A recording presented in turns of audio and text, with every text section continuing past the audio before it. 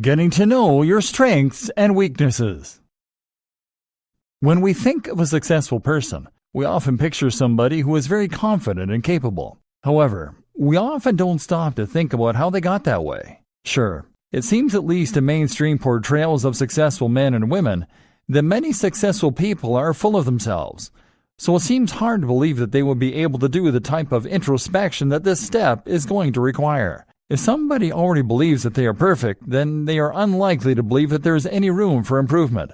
However, there is always room for improvement, and the person who is willing to see that and acknowledge it and work on those steps that need to be taken in order to improve are the most likely to get somewhere. If you don't believe that you have any weaknesses that might get in the way of achieving your goals, that itself is a weakness. That type of thinking can backfire when it comes to your plans. Nobody is infallible. And the more willing we are to accept that, the more likely we are to succeed. That doesn't mean that you have to go around telling everybody about how you are bad at this or that and giving the impression that you lack confidence. As a matter of fact, a lot of this process is going to be personal to you. And it doesn't mean that you have to necessarily share every step of the way with your friends and family and coworkers.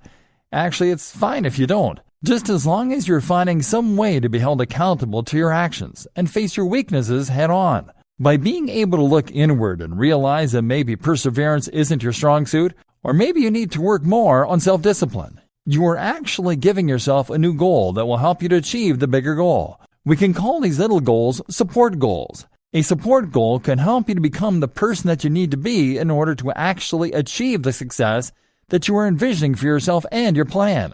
Without these little support goals along the way, then your likelihood of success dwindles.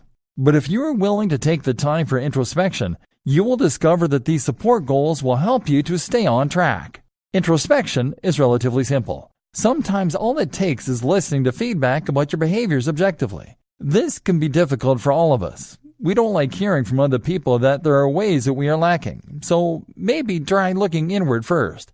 Think about the ways you know that you could be better, and yet you still have not found the time to improve in those ways. Maybe you don't know how. Only you are going to be able to determine what your true weaknesses and your true strengths are. Once you have identified those, there are thousands upon thousands of resources, from websites to self-help books, that can help you to learn how to cope with your weaknesses and become a more well-rounded person that is truly capable of achieving your goals.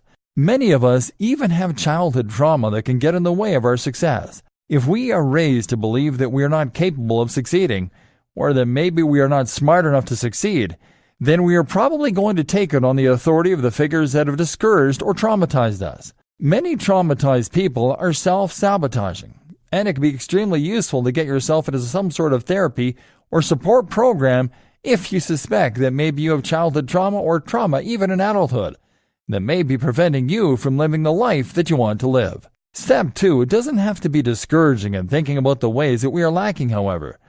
There are also essential reasons that we need to focus on the ways that we are strong. Those strengths are going to be inherent aspects of our personalities and constitutions that provide us with the support and motivation that we need in order to succeed. Sometimes it can be just as difficult to discover what our strengths are as it is to think about our weaknesses. A lot of us are often down on ourselves and only find self-worth through the validation of others. However, there is a terrible way to live, and the self-made person is one who can validate him or herself without having to rely on the opinions or perceptions of others. It is good to be confident. There is nothing wrong with that. In fact, most people believe that if you are too aware of your strengths, it can lead to a swollen ego and a big head that makes it hard for you to relate to other people and to see your own faults.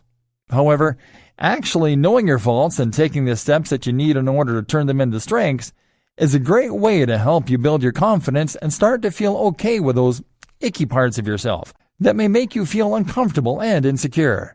Think about what you are good at. What do people compliment you for the most? How many ways can you think of that you have developed skills that can be utilized in your process of planning for success? There are bound to be many ways and many talents that you have, whether they are discovered yet or not. If you aren't sure, you can ask a trusted friend or family member to try and help you to discover what it is that you have that other people may not. Make sure that they know that you are not fishing for compliments, because this can drive people away. Instead, ensure that they realize that you're simply trying to figure out a way to put your best foot forward. You will both be glad that you had the conversation, and you are going to be that much closer to planning for your success.